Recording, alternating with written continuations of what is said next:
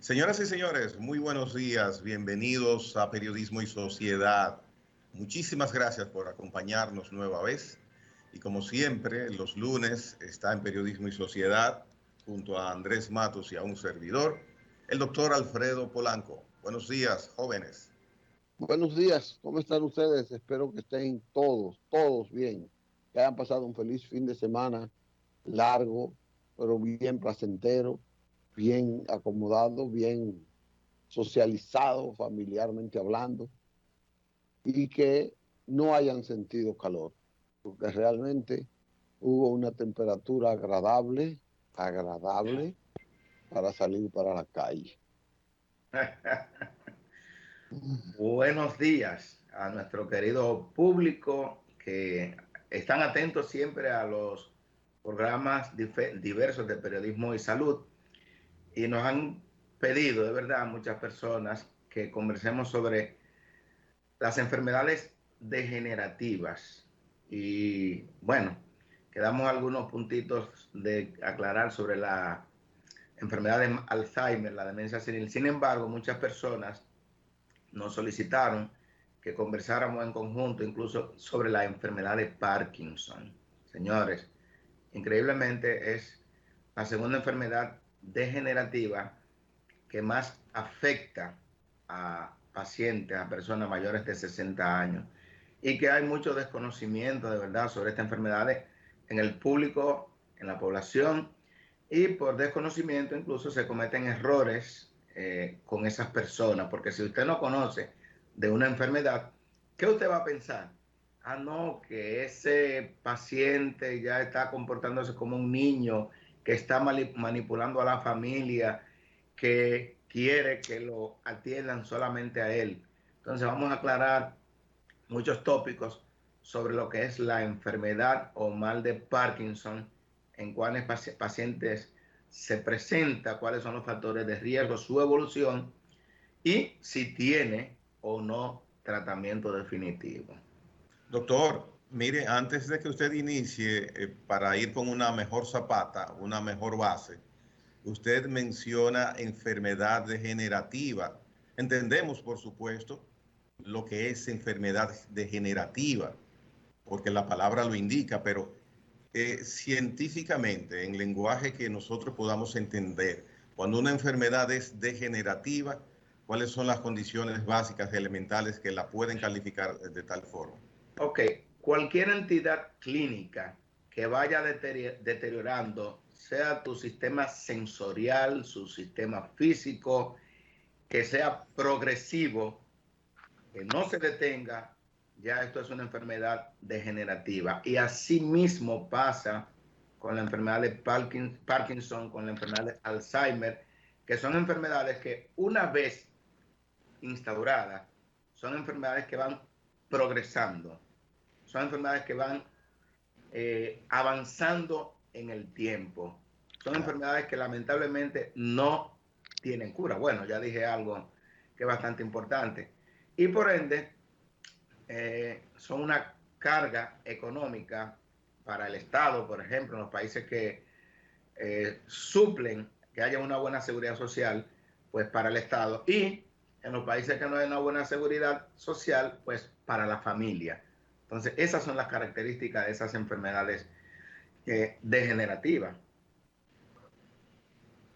Entonces, hablando del Parkinson, es una enfermedad neurológica, ya que hay daño de las neuronas del sistema nervioso central, la cual va a provocar lesiones o alteraciones en el individuo. Lo primero que va a presentar a un paciente que tiene enfermedad de Parkinson son temblores en reposo. O sea, el paciente, mientras más tranquilo está, va presentando movimientos en las manos, va presentando movimientos en cualquier parte del cuerpo que esté completamente en reposo. Otra característica es que luego los movimientos de ese paciente se van a tornar lentos. Por ejemplo, usted llama a un paciente con Parkinson, usted lo llama por su nombre y usted está de espalda a él o él está de espalda a usted y el paciente generalmente no puede voltear la cara de manera rápida, sino que él tiene que voltearse completamente, de manera lenta. También el paciente tiene cara inexpresiva. Es un paciente que usted dice, pero Ramón de repente ya como que no se ríe. O sea, el paciente tiene una cara inexpresiva. Esas son las características del paciente que tiene enfermedad de Parkinson y cada vez los movimientos se van tornando más lentos, dificultad para abrocharse incluso en la camisa, para abotonarse el pantalón, de modo que en la medida en que va avanzando esta enfermedad, es un paciente que va a requerir asistencia de un personal de salud o asistencia de un familiar. O sea que esas son las características de la enfermedad de Parkinson. Y más tarde, incluso podrían provocar una demencia senil. O sea que no es que el paciente que tiene Parkinson, por llamar la atención, pues se está haciendo el loco, se le están olvidando las cosas. No, es que la base de la enfermedad de Parkinson es una base neurológica. Claro está, no se sabe la causa, pero hay alteraciones cerebrales que se encuentran en el paciente que tiene Parkinson, que están en el paciente que tiene demencia senil de Alzheimer. Por eso son enfermedades muy relacionadas una con la otra, enfermedades que nosotros tenemos que prestarle atención, porque son enfermedades crónicas. Por ejemplo, un paciente porque tenga Parkinson no vamos a decir que se va a morir. Un paciente con Parkinson puede durar entre 15 a 25 años y cualquiera sea ese adulto que nació con su papá y que ahora tiene Parkinson y a los 25 años fue que falleció. O sea, un paciente puede nacer hoy y ver a su padre morir a la edad de 25 años ese hijo. O sea, que son enfermedades crónicas y por tanto tenemos que tener mucho conocimiento de estas enfermedades. ¿Por qué? Porque el paciente que tiene Parkinson es un paciente que tiene movimientos torpes, podríamos decir. Entonces, se recomienda que en las viviendas donde hay pacientes con esa enfermedad, que hay más de 6 millones de pacientes en el mundo con Parkinson, tienen que tener cuidados en el hogar. ¿Por qué? Porque muchos de esos pacientes fallecen por el hecho de que han tenido una caída. Han tenido caída, luego de fractura de cadera, fractura de la tibia, o sea, fractura de cualquier hueso, el paciente va al hospital y se complica, murió por otra causa, pero la causa principal fue una caída. O sea, por eso hay muchos pacientes que tienen a sus nietos en sus casas, dejan cualquier objeto, una pelota en el piso, puede resbalarse fácilmente y caerse. De modo que hay que tener bastante cuidado en el hogar de un paciente que tenga el mal de Parkinson o la enfermedad de Parkinson. Doctor, ¿por qué hay alguna razón, fuera de lo que usted ha explicado, de que una persona de más de 80 años que se caiga, aunque no tenga el mal de Parkinson? Yo he notado como que es muy difícil la recuperación de la salud de una persona que se cae a esa edad. Bien, muy atinada esa pregunta, muy atinada esa pregunta. Nosotros, por ejemplo, yo tengo ya 11 años en el Hospital Traumatológico Nieves Lora, que fui, bueno, serían 9 años en realidad, porque tuve 2 años ausente. Y le hacemos la historia clínica a los pacientes. Los pacientes que tienen más caída de sus pies, lógicamente, por su ya estado, son pacientes mayores de 70 años, aunque no tengan Parkinson, pues los movimientos son torpes. Entonces, ¿qué ocurre? Un hueso de un paciente de 70 años, de un paciente de 80 años, de un paciente de 90 años, es un paciente que tiene un hueso ya degenerado. Es un paciente que tiene un hueso descalcificado. Entonces, este paciente se cae, lógicamente va a tener una fractura.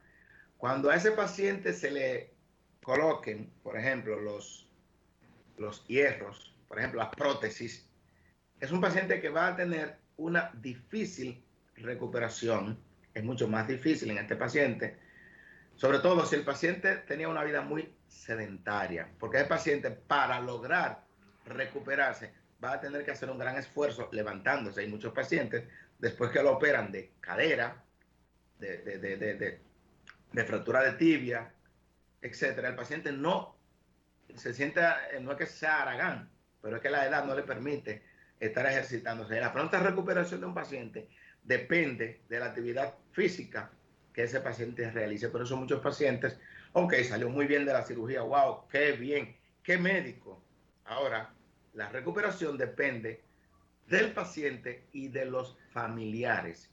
Por eso es que siempre se dice, en el mismo momento en que el paciente se cayó y se fracturó, ahí debe de iniciar la rehabilitación. O sea, desde que lo operaron, debe de iniciar la rehabilitación. ¿Qué otra cosa hace que muchos fallezcan? Lo que se llama un tromboembolismo, una embolia pulmonar. Es ese paciente que lo operaron de la cadera o de huesos de los miembros inferiores, ese paciente está encamado durante varios días y aún que se le estén administrando los anticoagulantes, ese paciente como quiera va a formar coágulos en los miembros inferiores que van a ascender hacia los pulmones. Entonces el paciente va a morir por una embolia.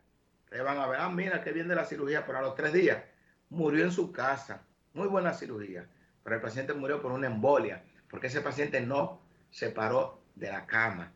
Entonces todo eso tenemos nosotros que tomarlo en cuenta a la hora de practicarle una cirugía a un paciente. Por eso es que el cirujano ortopeda lo primero que pregunta, dígame, la doña de 94 años, ¿qué hacía ella? Ella caminaba, sí, doctor, ella hacía todas las actividades en la casa, ella cocinaba, ella lavaba, aún con esa edad. Y el médico sonríe y dice, pero mira, tiene buen pronóstico la doña. ¿Y el don qué hacía? Bueno, el don estaba todo el tiempo acotado. Entonces, por eso dicen que por qué la doña dura más que los dones. Las doñas siempre están haciendo actividades cotidianas en sus casas. El hombre generalmente ya es más pasivo. Entonces, de todo eso depende el éxito de una cirugía ortopédica, de los movimientos. Mire, doctor, con referencia al Parkinson, usualmente, por lo menos particularmente, he visto mayor preponderancia en hombres con Parkinson que en mujeres. ¿Podría usted dar alguna estadística de la prevalencia sobre género para esta enfermedad? Sí, es mucho más frecuente en hombres que en mujeres. No se sabe la causa, pero dice en alguna literatura que es una relación más aproximadamente de 2-1. O sea, por cada una mujer, 2 hombres en algunas estadísticas. Muy alta, no se sabe la causa. Es lo mismo que ocurre con el paciente que tiene insuficiencia renal crónica, que usted va a una unidad de diálisis y usted va a ver 10 pacientes dializándose y solamente va a ver 3 mujeres, los 7 restantes son hombres. O sea que el género masculino es un factor de riesgo para esta enfermedad. Sí. Pero como lógicamente no se sabe la causa, es todavía un laberinto que tenemos con esta enfermedad, que es la enfermedad de Parkinson. ¿Y quién descubre la enfermedad y cuándo? No recuerdo bien la fecha, pero el mismo Parkinson, así mismo era el apellido que descubrió esa enfermedad, un neurólogo, neurocirujano, que lógicamente observando siempre a un paciente con esos movimientos dice, bueno, pues algo hay en ese paciente, en esa persona. Pues lógicamente a través de las necropsias, porque hay unos cuerpos que se llaman de Lewis a nivel en las neuronas que están presentes en el paciente con Parkinson después de la necropsia, que también esos cuerpos en el cerebro van a estar presentes en los pacientes que tienen la demencia de Alzheimer. O sea que son enfermedades neurológicas que se relacionan uno con otro, y por eso se sabe que un gran porcentaje de los pacientes que tienen Parkinson van a desarrollar posteriormente la demencia senil. O sea que para esta enfermedad hay factores igual, genéticos, factores ambientales, que son bastante importantes los factores ambientales, pero hay factores genéticos y factores ambientales que la inactividad física son de los factores. Usted menciona ambiental, doctor. ¿Cómo puede haber esa relación? Den un ejemplo. Por ejemplo, todo depende mucho de tu ambiente, donde tú te desenvuelvas. Si tú te desenvuelves en un ambiente, por ejemplo, tóxico en las grandes ciudades, tiene mucho más posibilidades de ese paciente que se desarrolla. Por ejemplo, ustedes ven enfermedades que son poco frecuentes en las zonas rurales, que el paciente está mucho más tranquilo, y hay otras que son más de las zonas industrializadas. Entonces, por eso es que se habla mucho de esas enfermedades, que tienen que ver mucho con lo que es el ambiente, el humo, la toxicidad, el tabaco, que influye prácticamente en todo.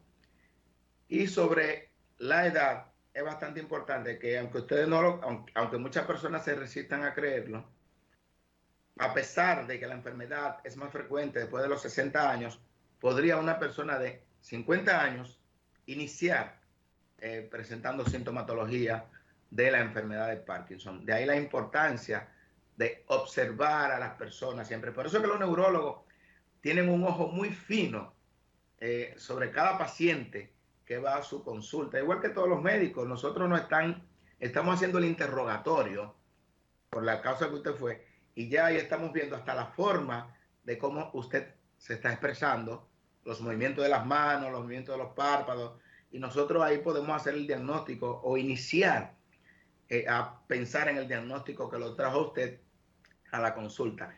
Por eso es que cuando usted va con alguien al médico, a veces nosotros interrumpimos al acompañante que quiere hacerse de interlocutor y le decimos, y no se pongan guapos la señora que acompañan a los hombres, cuando nosotros le decimos, deje al dicho que me exprese qué es lo que tiene, porque es una manera de nosotros saber cómo esa persona está expresando su enfermedad, al llegar al diagnóstico más fácil. O sea, es más difícil cuando es el acompañante. Oh, pero ¿cómo va a ser si yo puedo hablar? ¿Por qué mi esposa tiene que ser la que dé mi historia clínica? Si hay cosas que yo no le he dicho a mi esposa, pero se lo voy a decir a usted como médico. De ahí la importancia de que cada paciente diga su historial clínico al médico. Ahora bien, hay cosas que se olvidan y por eso la importancia del acompañante.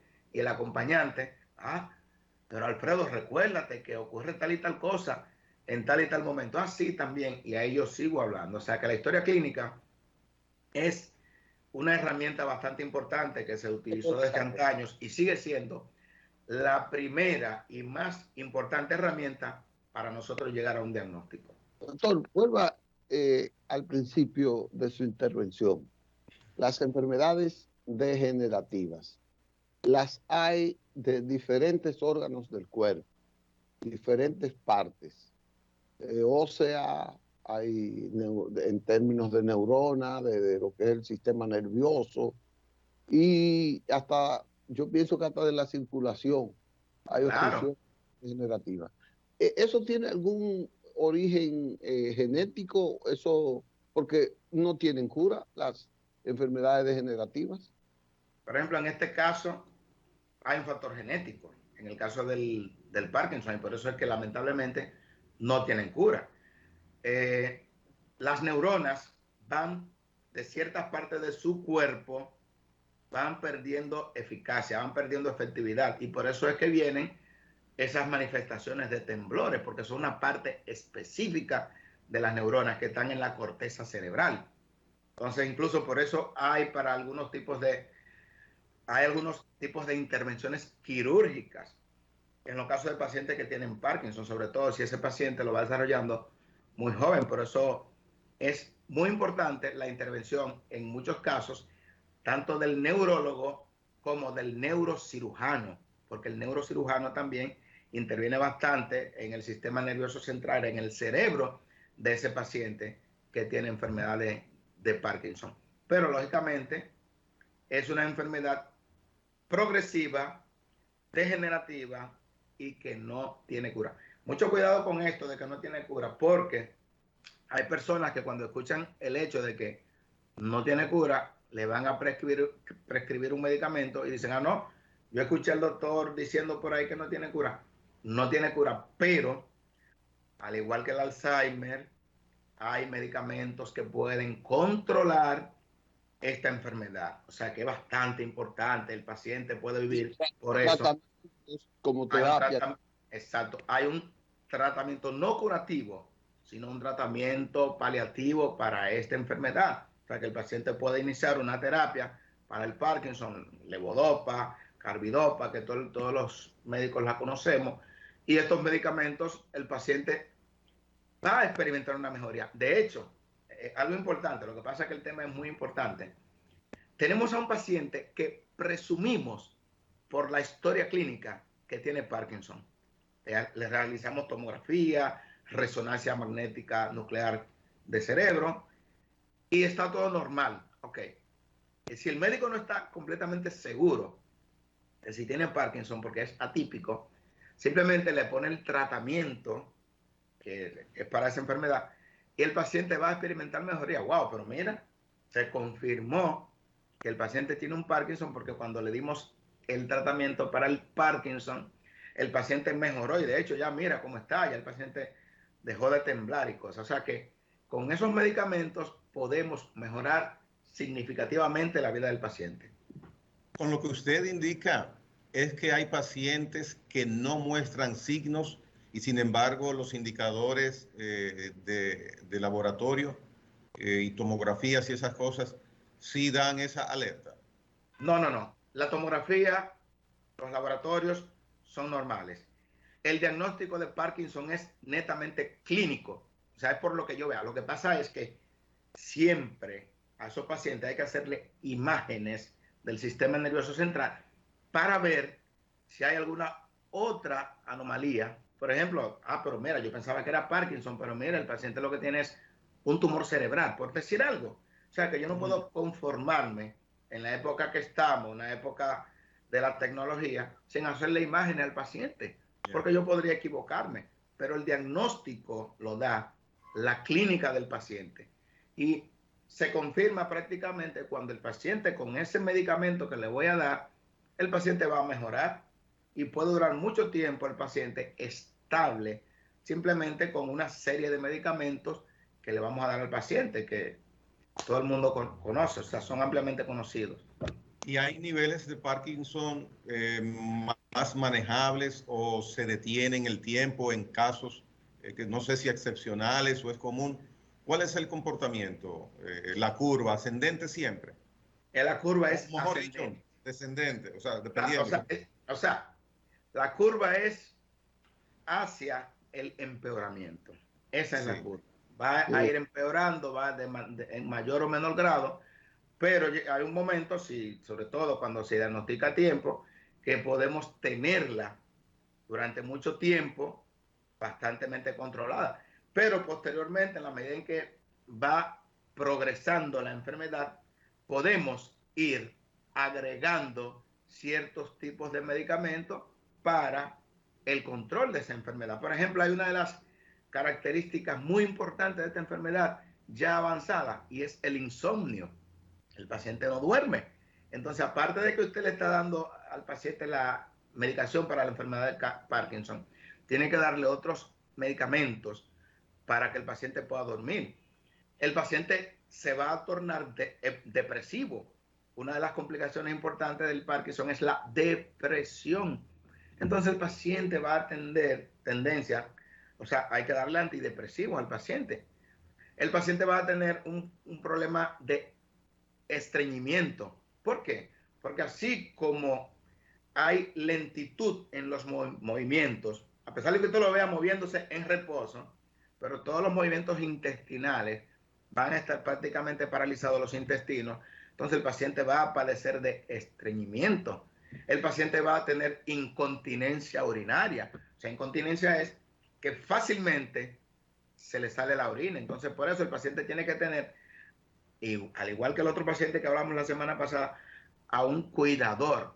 Y sobre los alimentos, hay que tener bastante cuidado porque el paciente va perdiendo en motilidad, movimiento, actividad motora. Entonces el paciente va a tener incluso a veces que se le sale cialorrea, como se llama, la saliva se le sale y muchas veces dificultad para tragar. Entonces cuando el paciente está, y muy importante esto, encamado, acostado, hay que tener mucho cuidado con darle los alimentos. ¿Por qué? La principal causa, una de las principales causas de muerte de este paciente es la broncoaspiración. La broncoaspiración, estamos dando alimentos líquidos, ¡pum! Y el paciente, como no tiene dominio de los músculos, se le va para el camino equivocado. Entonces el paciente tiene lo que se llama una broncoaspiración, una neumonía por aspiración. Y en muchos casos, esta es la causa de muerte del paciente. O sea que un paciente que necesita atención permanente, continua, de alguien que lo quiera. Esos son los problemas. Son un paciente que necesita un cuidador de manera constante. A veces nosotros pensamos o piensa que es por llamar la atención al paciente. No, el paciente tiene un problema serio.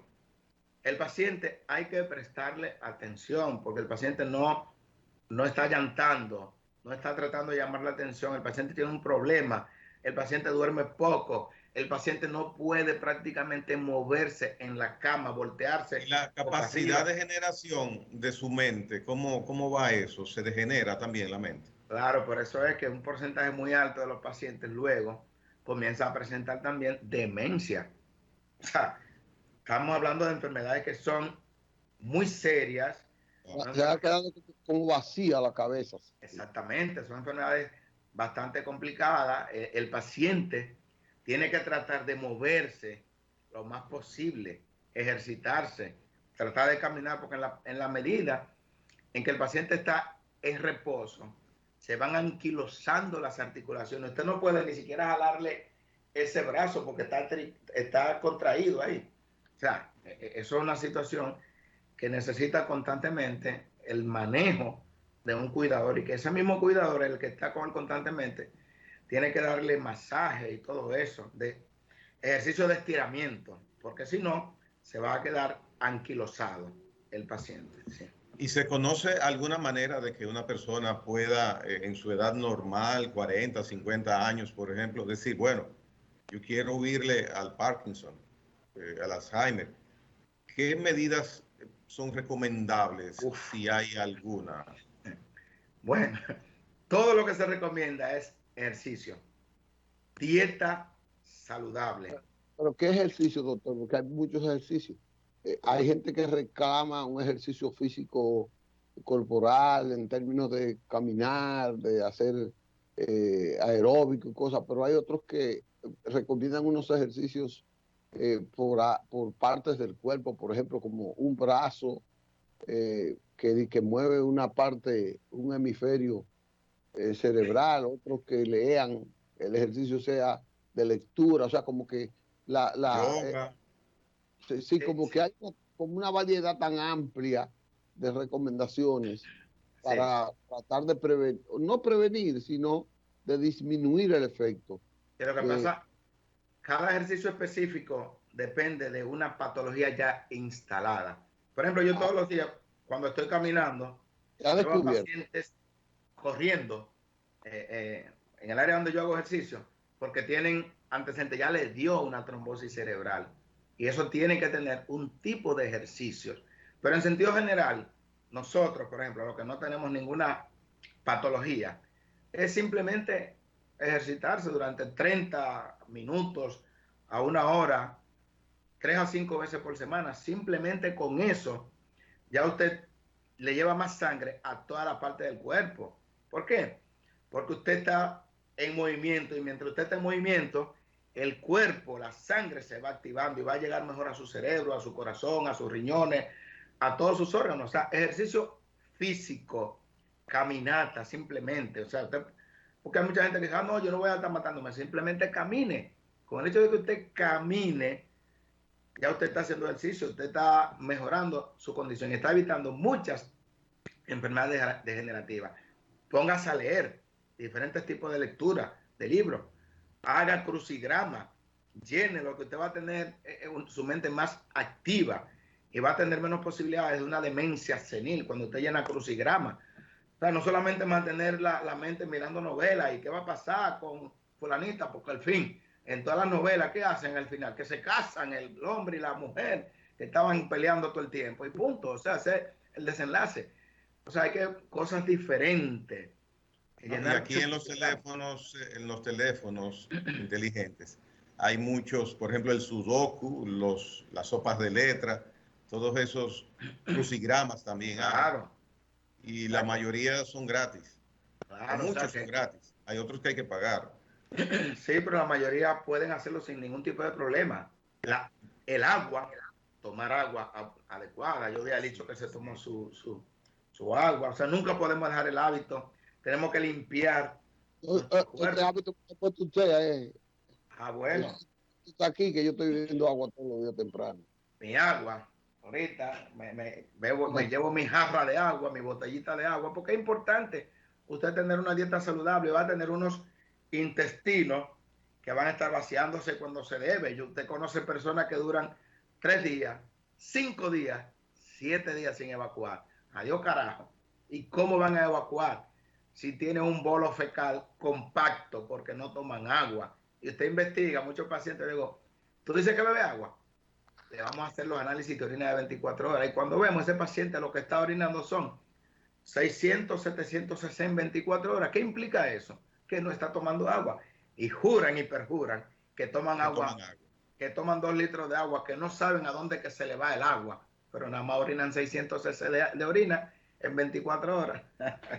En República Dominicana, mi última intervención sobre este tema, doctor, ¿hay alguna institución, alguna clínica, un centro, una asociación, qué sé yo, algún organismo que atienda las situaciones de personas afectadas de Parkinson?